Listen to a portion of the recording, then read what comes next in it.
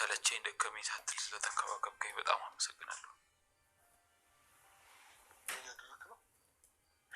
እየሄድኩ ነው። ወዴት ነው የምትሄደው? አላውቅም፣ ግን በቃ መሄድ አለብኝ። ምን ማለት ነው? ይሄ እኮ የራስ ቤት ማለት ነው። ቤቴ እንኳን አይደለም። እንኳን ቤቴ ሊሆን ቀርቶ ምንም እንዳልሆነ በግልጽ ገብቶ እባክህ። አሃ፣ ስለዚህ ግምታችን በሙሉ ልክ ነበር ማለት ነው። አዎ በደንብ ልክ ነበር። ከፊታችን ያለች ትልቅ እንቅፋት ብትኖር እቺ ልጅ ናት። ተዋረዱ። ሁለቱም አብረው በተኙበት አድናን ደርሰዋል ማለት ነው። ሰላሞችና የተከበረችው የቻናል ቤተሰቦች እንዴት ናችሁ? አዲስ ለሆናችሁ ሰብስክራይብ እያደረጋችሁ ቻናሉን ተቀላቀሉ። ስለ ሜራና ስለ አድናን ጉዳይ አሁን ላይ አሳሳቢ አድርጓታል። ሜራና ሮቤል የሚያደርጉትንም ነገር ይፋ ለማውጣት ሞክራለች ሉሃና እውነቱ ለአድናንም ለማሳየት ብዙ ጊዜ ሞክራ ነበረ። አድናን ግን ማየት አልፈለገምና ይበልጥ ግን በወንድሙ ፊት በጣም ደንግጦና አንተ ትራመዳለህ ብሎ በተናገረው ጊዜ ባለው ነገር በጣም አፍሮ ነበረ። በጣም እንደተደናገጠ ከደረሰበት በኋላ አድናን ላይ ይህንን ይበልጥ ማስመሰሉንም ቀጥሎበታል።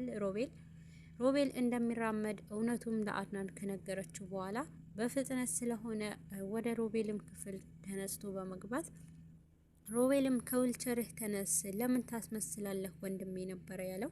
በዚህን ሰዓት ወንድሜ ምንድን ነው የምትለው ብሎ እሱም በዚህን ሰዓት በጣም ተደናግጦ ነበርና ግን ደግሞ አድናንንም ማሳመን ችሎ አድናንም የተሳሳተ ነገር እንዳወቀ እንዲጠረጥር አድርጎታል ማለት ነው። በዚህን ሰዓት አድናንም ይቅርታ በመጠየቅና ከወንድሙ ክፍል ወጥተዋል። ግን ደግሞ አድናን ላይ የሌለ ሲጮህበት ነበረ።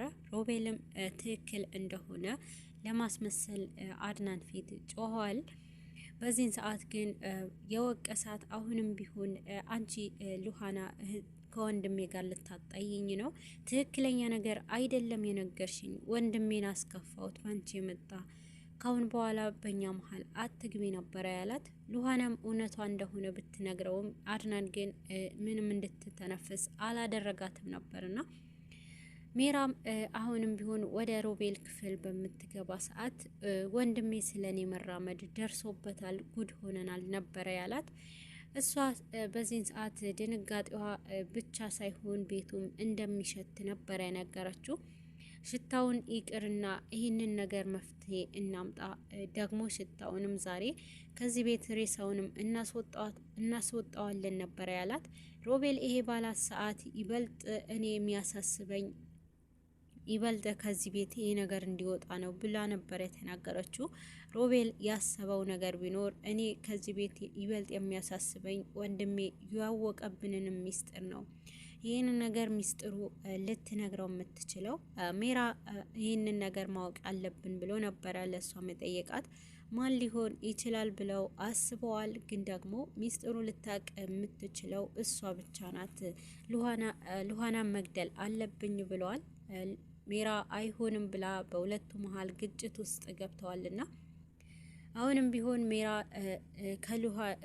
ሜራ ወደ ሉሃና በማምራትና ወንድማማቾችም አጣልተሻል፣ አንቺ ከዚህ ቤት ምንድን ነው የምትፈልጊው ነበር ያለቻት። በዚህን ሰዓት ግን እኔ ምንም የምፈልገው ነገር የለም፣ አንቺ ደግሞ አያገባሽም፣ እህቴ ብቻ ነው የምፈልገው ነበር ያለቻት። ሜራ ይሄ በዚህን ጊዜ እህትሽን ታዲያ ወጥተሽ ለምን አትፈልጊም ስትላትም እኔ ከዚህ ቤት ወዴትም አልሄድም፣ ምክንያቱም አንቺ እውነቱን ታውቂያለሽ ነበረ ያለቻት ሉሃና። እኔ አላውቅም ብዬሻለሁ ብላ ድብድብ ፈጥራለች ሜራ። አድናን ወደ ሮቤል ክፍል ባመራ ጊዜ አሁንም ቢሆን ውሸት እንደሆነ ያወቀው ነገር ከነገረው በኋላ ጸጸት ውስጥ ገብተዋልና ሜራም ይበልጥ ወንድምህን እንዴት ተጠረጥረዋለክ? ነገ እኔንም እንደዚህ አድርጋለች ብትባል ሁሉንም ሰው ልታምን ነው ወይ ነበር ያለችው። ይሄ ነገር አይፈጠርም። በቃ ድጋሚ እንኳን ወንድሜ እንዲህ እንደጠረጠርኩትም ማወቅ የለበትም ሉሃና እንደነገረችኝም መናገር የለብሽም ብለዋት ነበረ። በዚህን ሰዓት እንዴት ብዬ ነግረዋለሁ? ወንድምህ እንደዚህ ጠርጥረዋል ብዬ አልናገረውም ብላ ነበረ ሜራም ለአድናን ያረጋጋችው። ግን ደግሞ አሁንም ቢሆን ሰላም አላገኘችም ሉሃና። እውነቱ ለአድናን ማሳየት አለብኝ ብላ ቆርጣ ተነስታለች። ሜራና ሮቤልም ዛሬ ላይ አስክሬኑ ማስወጣት አለብን ብለው ቆርጠው ተነስተዋል። ሁለቱም ሮቤል አስክሬኑን ተሸክሞ ሲወጣ ሰው ስትጠባበቅ ነበርና ሜራም ሮቤል እስከሚመጣ ድረስ ቤቱንም ጠብቂ ክፍሌ ብለዋታልና በሩ አጠገብ ሰው ስትከታተል ነበርና በዚህን ሰዓት ግን ሮቤልም አሁንም ቢሆን እስከሚመለስ ድረስ ስትጠብቅ አድናን ግን ወደ እሱ ክፍል መግባት እንዳለበት ይነግራታል። ወደዛ ክፍል ከመግባት ማዋራህ ነገር አለ ብላ ወደ ክፍሉ ወስደዋለች። በመሀል ግን አሁንም ቢሆን ሉሃና ወደ ሮቤል ሄዳ ማጣራት ያለባትንም ነገር ለማጣራት ሞክራ ነበረ። ግን ደግሞ ሮቤልም ከክፍሉ አላገኘችውም። በዚህ ሰዓት ትክክል እንደሆነች ለማሳየት ለአድናን ሞክራለች። አድናን ጋር በመሄድ እውነቱን ለማሳየት ብትሞክርም ሜራ ግን መንገዱ ዘግታባታለች። እንደምንም ብላ አድናንን አሳምና ወደ ክፍሉ በምትወስደው ሰዓት ሮቤል ግን ተመልሶ ነበረ። ሜራ በጣም በትልቁ ስትተነፍስ ነበረ። እንዳልተደረሰባቸው ካወቀች በኋላ እረፍት ተሰምቷታል። በዚህ ሰዓት ግን አድናን ሉሃና ላይ ተናዶና ከቤት እንድትወጣ ጎትቶ አድርጓታል ማለት ነው። በዚህን ጊዜ ሜራም በመደሰት ወደ ሮቤል ክፍል በመግባት ሉሃና ከቤት ተባራለች፣ ደስ ይበልክ፣ ካሁን በኋላ ነጻነት አገኘን በማለት ደስታቸውን ለማጣጣም ሲሞክሩ ነበርና በዚህን ጊዜ ግን አሁንም ቢሆን እንደናፈቀችውና ካሁን በኋላ መለያየት የለም ብለው ፍቅርሽ አሳብዶኛል እያላት ነበረ ለሜራ። እኔስ ብትል አሁን ግን አይሆንም አድናን እቤት ነው ያለው በማለት ነበረ። ሜራንም በማሸነፍ ፍቅር ውስጥ አስገብቷታል። ሮቤልም ግን ደግሞ ከቤት ከተባረረች በኋላ አሁንም ይህ ነገር ሲሞ ስለያዘችው ሲሞ ስልካ ውስጥ አድርጋ የማሲም እንደሆነ ደርሳበታለች ሉሃና።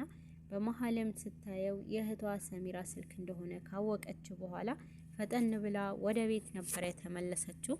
ሮቤልና ሜራም አብረው ተኝተው ጊዜያቸውንም በደስታ ሲያጣጥሙ ነበረ። ግን ደግሞ አድናንም ይሄ ነገር ሳሎን ላይ ቁጭ ብሎ ኮምፒውተሩ ስር እየነካካ ነበር። በመሀልም በሩ በጣም ስትደበድበው ነበረ። በሩ ሲንኳኳ ለመክፈት በሚሞክር ሰዓት ሉሃና ነበረችና ምን ፈልገሽ መጥተሻል አሁን ደግሞ ብለዋታል። በዚህ መሀል እኔ ካንተ ጋር ምንም የምፈልገው ነገር የለምና አንተ ምክንያቱም አይነት ታውሯል፣ እውነቱንም ማወቅ አልትችልም በማለት ነበረ ነገረችው። ታዲያ ምንድን ነው የምትፈልጊው እያላት እኔ የምፈልገው ሮቤል ነው፣ የሮቤል ክፍል የእህቴ ሲም አግኝቻለሁ፣ የሆነ የሚያገናኘው ነገር አለ በማለት ነበረ እንዲፈቅድላት የነገረችው። አድናንም በጣም ጥርጣሬ ውስጥ ገብተዋልና የሜራ መደናገጥ ጥርጣሬ አስገብቷታልና አድናንም እርግጥ ያገናኘው ይሁን በማለት እንድትገባ ፈቅዶላታል። በዚህን ሰዓት ሜራና ሮቤልም አንድ ላይ ሆነው ተኝተው ነበርና በመሀልም ይሄ ነገር እውነት ሊሆን ይችላል፣ እውነቱም እሷ ጋር ሊኖር ይችላል በማለት አድናን ወደ ክፍል እንድትገባ አድርጓታል። በዚህን ሰዓት ፈጠን ብላ ወደ ክፍል በምትገባ ሰዓት ሁለቱም ክፍሉ ሲገቡ ግን አድናንና ሜራም አብረው ተኝተው ነበርና ሮቤልን በጣም ደንግጠዋል። ሁለቱም ሮቤልና ሜራም አብረው ተኝተው ነበርና አድናንና ሉሃናም አይናቸውንም እነሱ ላይ ደርሰዋል።